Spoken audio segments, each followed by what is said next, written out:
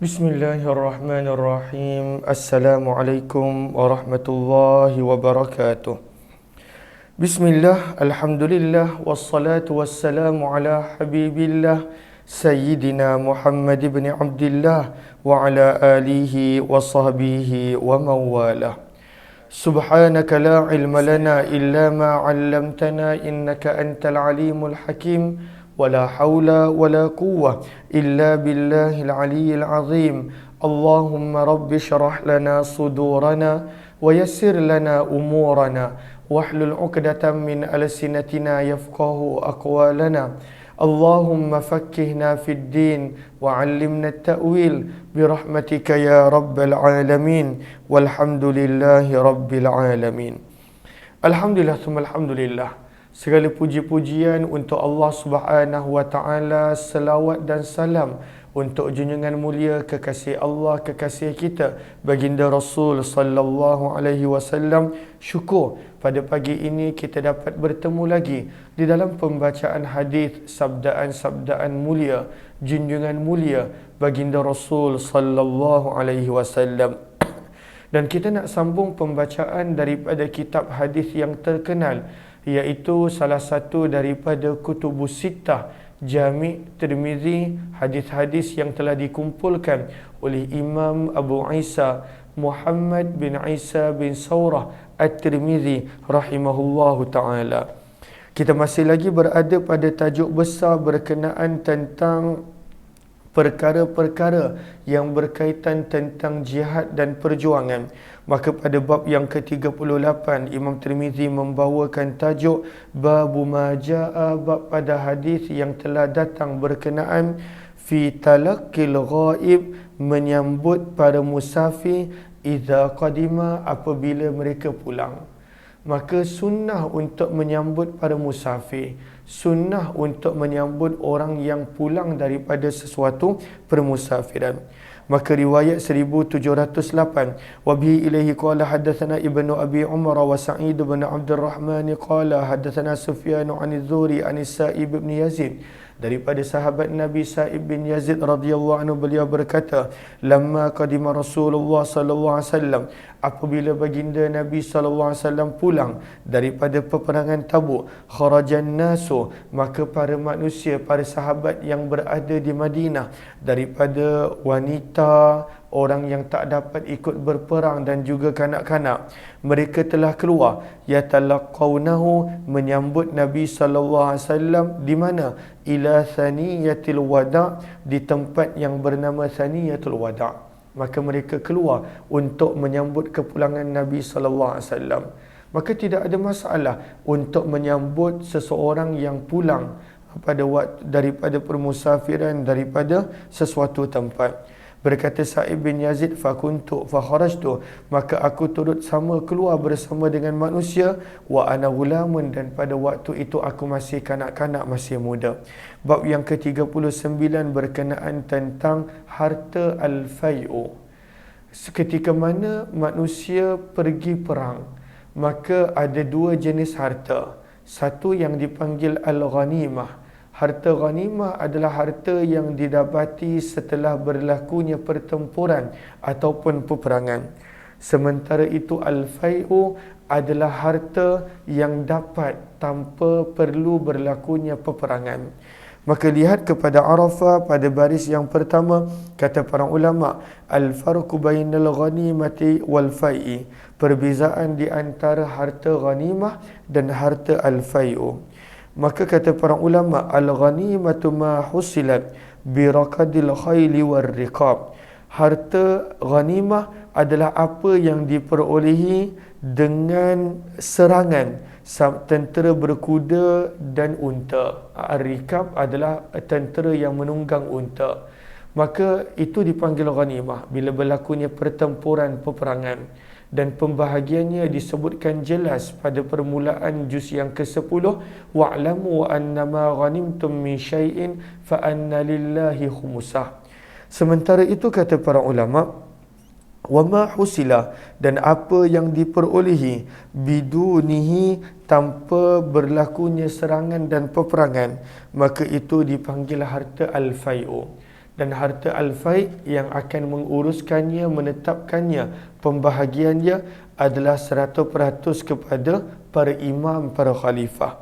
Riwayat 1709. Wa bi ilaihi qala hadatsana Ibnu Abi Umar qala hadatsana Sufyan an Amr ibn Dinar an Ibn Shihab an Malik ibn Aus ibn al-Hadathan qala sami'tu Umar ibn al-Khattab. Maka Umar bin Khattab radhiyallahu anhu berkata, kanat amwalu Bani Nadir, adalah harta-harta milik orang Yahudi Banu Nadir adalah termasuk daripada harta al-fai'u yang Allah telah berikan ke atas Rasulnya, mimma daripada lam yujif al-muslimuna alaihi, daripada peperangan yang tidak berlaku serangan oleh orang Islam ke atasnya, sama ada bi khailin, serangan dengan tentera, wala rikabin, mahupun serangan menggunakan tentera yang menunggang unta. Apakah maksud rikab? Lihat kepada Sahara, iaitu al-ibil. Rikab adalah al-ibil. Maka peperangan Yahudi Banu Nadir adalah bukannya peperangan yang menggunakan serangan, berlaku pengepungan, namun akhirnya mereka menyerah begitu sahaja. Maka dalam peperangan tersebut terlalu banyak harta yang diperolehi oleh Nabi dan para sahabat, maka itu dikenali sebagai malul fai'i, harta yang diperolehi tanpa berlakunya peperangan. Fakanat li Rasulillah, maka harta al-fai'u, kata Umar bin Khattab, maka yang menentukannya adalah Nabi sallallahu alaihi wasallam. Lihat kepada halaya, kata para ulama, wa hakadha hukmul fai'i laisa fihi haqqul ghanimin tamalluka wa innama amruhu ila al-imam. Maka harta al-fai'u yang akan memutuskan siapa yang dapat berapa banyak adalah 100% kepada khalifah, kepada imam dan pemerintah. Maka sebab itu Nabi SAW yang menentukan. Fakana Rasulullah SAW, maka adalah Nabi SAW yang azilu, baginda mengasingkan nafaqata ahlihi, perbelanjaan untuk keluarga baginda selama setahun. Taklah banyak, sebab perbelanjaan yang Nabi bagi bulanan kepada keluarga baginda pun tak banyak. Maka Nabi bagi perbelanjaan untuk setahun kepada isteri Ummahatul Mukminin baginda. Kemudian baginda menjadikan apa yang tersisa fil qura'i, daripada kuda, wasilahi, dan senjata, uddatan, sebagai persiapan untuk berada pada jalan Allah. Dan baki yang tersisa Nabi jadikan sebagai persiapan kalaulah berlaku peperangan, maka inilah senjata-senjata yang akan digunakan. Hadis ini adalah hadis yang hasan sahih. Bab yang ke-24, tajuk besar yang ke-24, kita mula masuk berkenaan tentang pakaian-pakaian Nabi SAW. Maka Imam Tirmizi membawakan tajuk Abwabul Libas, pakaian-pakaian daripada hadis Nabi SAW. Bab yang pertama, babu majaa, bab pada hadis yang telah datang, fil harir, berkenaan tentang sutera, wadzahabi, emas, lirrijal, untuk lelaki. Maka adakah lelaki boleh memakai sutera dan emas? Jawapannya tidak boleh, kecuali jom kita lihat kepada Arafah. Maka kata para ulama, Imam Abu Hanifah, inna isti'mal awani az-zahab ghairu jaiz lirrijal. Nak menggunakan peralatan emas pun tak dibenarkan untuk lelaki. Nak menggunakan peralatan, bukan sekadar pakaian, peralatan emas pun tak dibenarkan untuk digunakan oleh lelaki. Wan nisa, begitu juga wanita. Wanita pun tak dibenarkan menggunakan perhiasan-perhiasan daripada pigan mangkuk, kegunaan harian yang diperbuat daripada emas. Wa yajuzul harir lirijal, dan dibenarkan penggunaan sutera untuk lelaki, namun hanya kadar 4 jari sahaja. Dan apa yang dimaksudkan dengan 4 jari adalah asabi'ul labis, 4 jari orang yang memakai. Maka kalaulah ada sutera kadar 4 jari, maka itu dimaafkan. Tak boleh lebih daripada itu, kecuali pada waktu itu adanya keperluan-keperluan, seperti pada waktu itu ada penyakit kulit yang tidak boleh nak gunakan apa-apa kecuali sutera sahaja, maka itu dibenarkan. Tetapi lelaki tak dibenarkan untuk memakai sutera kecuali kadar 4 jari, kata Imam Abu Hanifah rahimahullahu taala. Riwayat yang ke-1710, wa bihi ilaihi qala haddatsana إسحاق بن منصور قال حدثنا عبد الله بن نمير قال حدثنا عبيد الله بن عمر النافع عن سعيد بن أبي هند عن أبي موسى الأشعري daripada Abu Musa al-Ash'ari radhiyallahu anhu, sesungguhnya baginda Nabi SAW telah bersabda, hurrima, diharamkan penggunaan pakaian sutera dan emas ke atas lelaki daripada umatku, sabda Nabi, wa uhilla, dan dihalalkan penggunaan sutera dan emas perhiasan li inasihim, untuk para wanita daripada kalangan umat Nabi sallallahu alaihi wasallam. Kemudian maka lelaki tak dibenarkan untuk memakai sutera dan emas, wanita dibenarkan. Cumanya pinggan mangkuk emas maka tak dibenarkan untuk lelaki dan wanita kedua-duanya. Dan dalam bab ini ada juga riwayat daripada Umar bin Khattab, Ali bin Abi Talib, Uqbah bin Amir, Ummi Hani, Anas bin Malik, Huzaifah ibn al-Yaman, Abdullah bin Amr ibn al-As, Imran bin Husain, Abdullah bin Zubair dan Jabir bin Abdullah serta Abu Raihanah dan Abdullah bin Umar serta Bara' bin Azib radhiyallahu anhum. Hadis ini adalah hadis yang hasan sahih. Riwayat 1711, wa bi ilaihi qala hadatsana Muhammad bin Bashar qala hadatsana Muadz bin Hisham qala hadatsani Abi an Qatadah an Sya'bi an Suwaid bin Ghaflah an Umar, daripada Umar bin Khattab radhiyallahu anhu, sesungguhnya beliau telah berkhutbah di tempat yang bernama Al-Jabiyah. Khutbah ni panjang. Kita boleh lihat kepada Arafah, Allahumma salli ala Sayyidina Muhammad, i'lam, pada baris yang kelima, i'lam anna khutbata Umar fil Jabiyati tawilah. Khutbah Umar bin Khattab di tempat yang bernama Jabiyah adalah panjang lebar. Watu jadu qit'atuha fi kutubil hadis, ada sebahagian pecahan-pecahannya boleh kita dapati di dalam kitab-kitab hadis, namun wala tu jadu bi jami'iha fil kutub, tidak dijumpai mana-mana kitab yang menerangkan keseluruhan khutbah Umar bin Khattab radhiyallahu anhu di Jabiyah.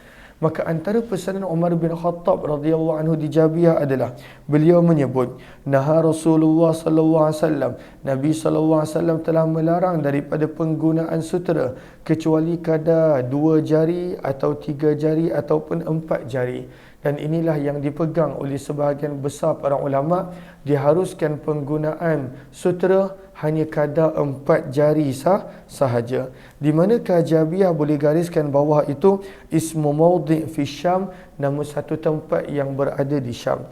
Riwayat bab yang kedua berkenaan tentang memakai sutera sewaktu peperangan. Maka kalaulah ada keperluan memakai sutera, maka dipersilakan, diizinkan bila benar-benar ada keperluan yang mendesak dan pada waktu itu keperluan tersebut diterima sebagai satu keperluan oleh syarak. Maka antaranya perang. Kenapa sutera bagus waktu perang? Kerana susah untuk pedang dan benda tajam nak menetak pakaian yang diperbuat daripada sutera. Maka pada waktu perang dibenarkan untuk menggunakan sutera. Riwayat jika ada keperluan. Riwayat 1712, wa bi ilayhi qala hadatsana Mahmud bin Ghailan qala hadatsana Abdus Samad bin Abdul Warith qala hadatsana Hammam qala hadatsana Qatadah an Anas radhiyallahu anhum anna Abdurrahman bin Auf wa Zubair ibn al-Awwam, adalah Abdurrahman bin Auf dan Zubair ibn al-Awwam, mereka berdua mengadu kepada Nabi sallallahu alaihi wasallam berkenaan tentang al-qamal. Al-qamal kutu yang mereka ada pada kepala mereka dengan banyak. Mereka mengadu kepada Nabi sallallahu alaihi wasallam, maka Nabi sallallahu alaihi wasallam mengizinkan untuk mereka berdua memakai pakaian yang diperbuat daripada sutera. Berkata perawi, wa ra'aituhu, dan aku melihat pakaian sutera tersebut mereka telah pakai. Hadis ini adalah hadis yang hasan sahih. Maka boleh lihat kepada Syaykha pada baris yang ketiga, maka kata para ulama, warrukhsatu fi lubsil harir jaiz waqta darurah, maka memakai pakaian sutera adalah dibenarkan ketika mana adanya darurah, adanya keperluan yang mendesak. Kemudian lihat pada Arafah pada baris yang akhir, dalam hadis ini disebut mereka ada mempunyai masalah kutu. Namun dalam hadis yang lain adanya penambahan, fi ba'dir riwayat annahuma kana mubtaliyaini fil hikkah, mereka ada penyakit kulit. Maka bila ada penyakit kulit bersesuaian dengan sutera, maka Nabi izinkan mereka untuk memakai sutera. Kemudian bab yang ketiga, riwayat 1713, wa bi ilai qala hadatsana Abu Ammar qala hadatsana Fadl bin Musa an Muhammad bin Amr qala hadatsani Waqib ibn Amr ibn Sa'd ibn Mu'adz qala qadima Anas bin Malik. Anas bin Malik radhiyallahu anhu telah datang, maka aku telah mendatanginya lalu berkata, maka beliau berkata, man anta, siapa ni? Maka berkata perawi, iaitu Waqid bin Amr bin Sa'id, ana Waqid bin Amr. Beliau berkata, aku adalah Waqid bin Amr. Qal, maka pada waktu itu Anas bin Malik radhiyallahu anhu telah menangis. Fabaka, menangis beliau. Wa qal, maka beliau berkata, innaka lasyabihum bi Sa'ad, wahai Waqid, sesungguhnya engkau ini sama rupa dengan atuk kamu Sa'ad bin Mu'az.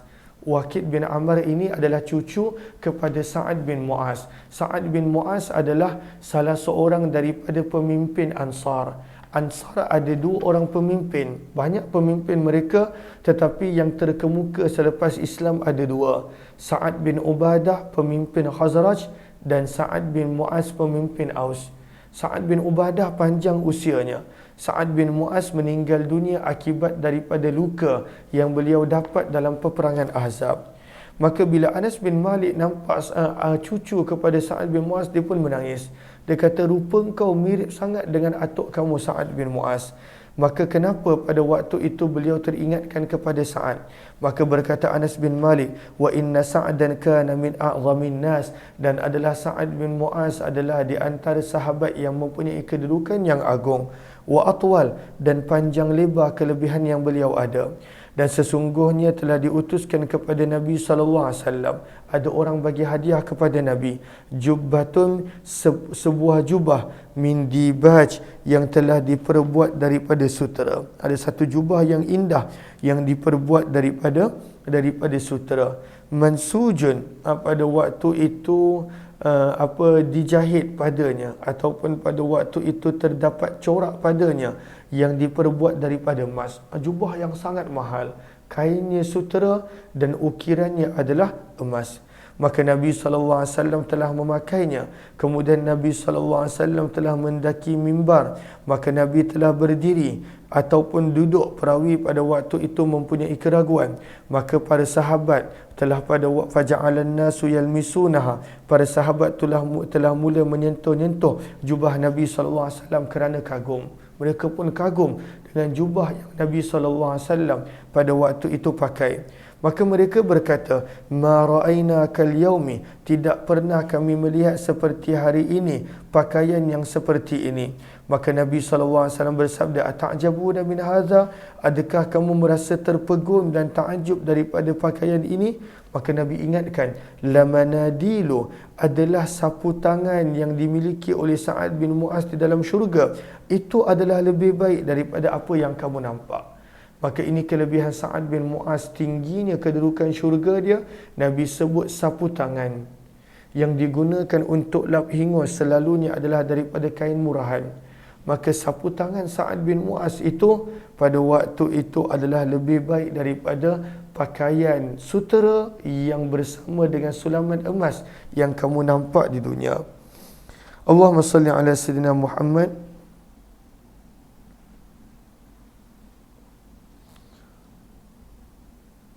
Okey. Allahumma salli ala sayyidina Muhammad. Maka daripada hadis ini nak menunjukkan betapa besarnya nikmat syurga yang Allah Subhanahu wa taala kurniakan kepada Sa'ad bin Mu'az radhiyallahu taala anhum. Dan di dalam bab ini ada juga riwayat daripada Asma binti Abu Bakar. Hadis ini adalah hadis yang hasan sahih.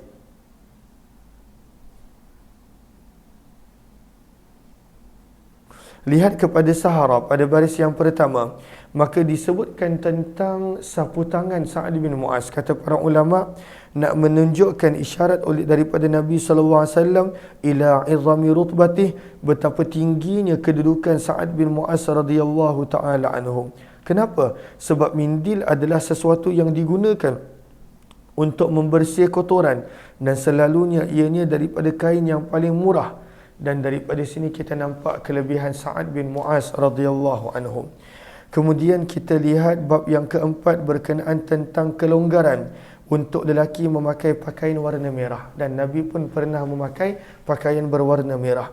Riwayat 1714, wa bi ilai qala hadatsana Muhammad bin Ghailan qala hadatsana Waqi' qala hadatsana Sufyan an Abi Ishaq anil Bara' radhiyallahu anhu qala, daripada Bara' radhiyallahu anhu beliau berkata, aku tidak pernah melihat seseorang yang berambut panjang, limah pada waktu itu berambut panjang. Maka kata Bara' bin Azib, aku tidak pernah melihat seseorang yang berambut panjang yang memakai satu set pakaian berwarna merah yang lebih indah daripada Nabi SAW. Baginda mempunyai rambut yang menyentuh kedua bahu, lahu sya'run yadribu mankibai, rambut yang memukul bahu, dan bahu Nabi SAW adalah bidang dan luas, lam yakun bil qasir, tidaklah Nabi pendek dan tidaklah pula Nabi SAW terlalu tinggi. Dan dalam bab ini ada juga riwayat daripada Jabir bin Samurah, Abu Rimsah dan Abu Juhaifah radhiyallahu anhum. Hadis ini adalah hadis hasan sahih. Bab yang kelima, bab ma jaa fi karahiyatil mu'asfar lirrijal, bab pada apa yang telah datang berkenaan tentang makruh, tak disukai memakai pakaian yang dicelup warna kuning untuk lelaki. Maka kalaulah pakaian itu dicelup dengan warna kuning, maka pada waktu itu tak disukai. Kalaulah semula jadi kuning ataupun semula jadi merah, maka pada waktu itu tidak mengapa adanya keharusan. Maka riwayat 1715 itu sebahagian pendapat yang telah dinukilkan oleh para ulama. Wa bi ilai qala hadatsana Qutaibah qala hadatsana Malik bin Anas an-Nafi' an Ibrahim bin Abdullah bin Hunain an abihi an Ali. Daripada Ali radhiyallahu anhu beliau berkata, Nabi SAW telah melarang daripada memakai al-qassi. Apakah al-qassi? Iaitu pakaian yang bercampur dengan sutera. Al-qassi boleh lihat kepada Sahara. Apakah al-qassi? Thiyabun min quttan makhlutun biharir, pakaian yang bercampur dengan sutera. Maka kalaulah pakaian yang bercampur dengan sutera pun tak boleh, maka apatah lagi pakaian-pakaian yang keseluruhannya 100% adalah sutera, lagi-lagilah tidak boleh untuk para lelaki. Wal mu'asfar, dan juga pakaian yang dicelup dengan warna kuning. Dan dalam bab ini ada juga riwayat daripada Anas Abdullah bin Ammar, hadis Ali adalah hadis yang hasan sahih. Bab yang keenam berkenaan tentang memakai al-fira'. Apakah al-fira'? Ianya adalah pakaian yang diperbuat daripada kulit, al-fira'. Riwayat 1716, wa bi ila qala hadatsana Ismail bin Musa al-Fazari qala hadatsana Yusayf bin Harun an Sulaiman at-Taimi an Abi Uthman an Sulaiman an Salman radhiyallahu anhu. Daripada Salman radhiyallahu anhu beliau berkata, telah ditanya Nabi sallallahu alaihi wasallam anis samni, berkenaan tentang lemak yang ada pada binatang, wal jubni, berkenaan tentang keju, wal fira', dan juga baju yang diperbuat daripada kulit. Maka adakah boleh dipakai? Maka sabda Nabi SAW, yang halal adalah apa yang Allah telah halalkan dalam kitabnya, dan yang haram adalah apa yang Allah telah haramkan di dalam kitab suci Al-Qurannya. Wa ma sakata, dan apa yang tak disebutkan oleh Allah dan Rasul, maka itu termasuk daripada apa yang dimaafkan dan boleh untuk digunakan. Maka boleh, tidak ada masalah nak mengguna pakaian kulit, baju kulit dan sebagainya. Dan dalam bab ini ada juga riwayat hadis daripada Mughirah. Hadis ini adalah hadis yang gharib, kami tidak mengetahuinya kecuali daripada sanad ini. Warawa Sufyan, dan telah meriwayatkan Sufyan dan lebih daripada seorang, daripada Sulaiman at-Taimi, daripada Abu Uthman, daripada Salman, riwayat lebih kurang sama. Wa ka'annal haditha, dan seolah-olah hadis ini secara mauquf adalah lebih sahih. Apakah mauquf? Maksudnya tak disebutkan sampai kepada Nabi SAW dan ianya berhenti pada kadar sahabat radhiyallahu anhum sahaja. Tak disebut daripada Nabi melakukan, tak disebut. Maka itu adalah mauquf. Maka bila kita sebut tentang al-fira' tadi, maka datanglah berkenaan tentang juludil maitah, berkenaan tentang kulit bangkai binatang. Apabila disama, adakah boleh digunakan? Jawapannya adalah boleh digunakan. Riwayat 1717, wa bi ila qala hadatsana Qutaibah qala hadatsana Laitsu an Yazid bin Abi Habib an Atha bin Abi Rabah qala sami'tu bin Abbas, aku telah mendengar Abdullah bin Abbas radhiyallahu taala anhu berkata, mata Syah, telah mati seekor kambing. Maka Nabi SAW bertanya kepada pemiliknya, alla naza'tum, kenapa tidak kamu mencabut kulitnya? kemudian kamu dabartumuh, pada waktu itu menyamaknya, maka kamu boleh mengambil manfaat daripadanya. Samak, Nabi SAW suruh samak, maka boleh samak walaupun daripada binatang yang bangkai. Dan dalam bab ini ada juga riwayat daripada Salmah bin Muhabbik, Maimunah, Aisyah radhiyallahu anhum. Hadis Abdullah bin Abbas adalah hadis yang hasan sahih, dan sungguh telah diriwayatkan daripada sanad yang berbeza daripada Abdullah bin Abbas daripada Nabi SAW, riwayat yang lebih kurang sama. Dan diriwayatkan daripada Abdullah bin Abbas daripada Maimunah, dan diriwayatkan daripada Abdullah bin Abbas daripada Saudah radhiyallahu taala anhum.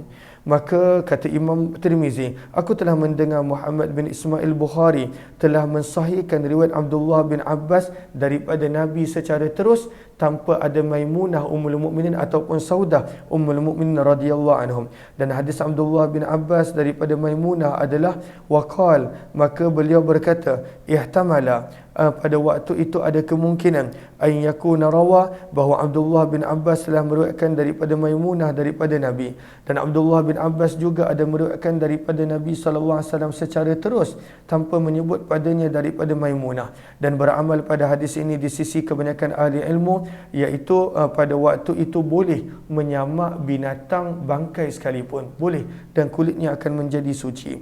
Dan beramal pada hadis ini di sisi kebanyakan ahli ilmu, dan inilah pandangan Sufyan Ats-Tsauri, Abdullah bin Mubarak, Imam Syafi'i, Imam Ahmad, dan Ishaq rahimahumullahu ta'ala. InsyaAllah kita akan sambung nanti pada sesi yang berikutnya. Apa yang baik daripada Allah, jumpa lagi insyaAllah. Terima kasih semua.